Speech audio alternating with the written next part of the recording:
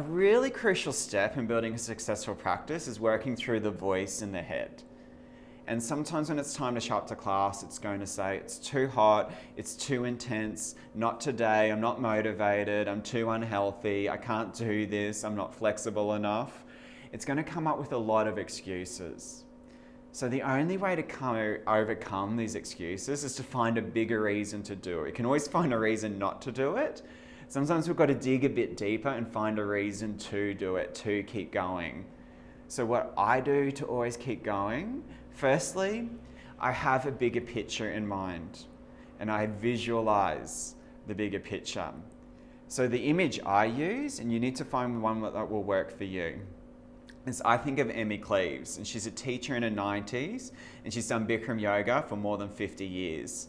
And she's so strong, so smart, so flexible, is just the epitome of what's possible in our bodies later in life, in our 90s, so energetic.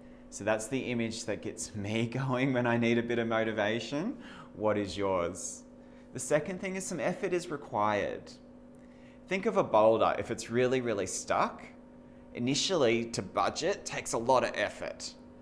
But then finally, once you budge it, and you slowly push it off the cliff, it goes down the hill. Starts slow, then builds. It gets momentum. So building your practice is very similar in that you need to give it long enough and enough effort, then you start to get momentum. And then it starts just to flow a lot more. So those first few classes, you are building momentum. So it's really important, especially if you have a hard class, that you come back and that you keep going. The third thing you need to do is set your intention. I'll never forget after class, a student walked out and she'd had a very hard class.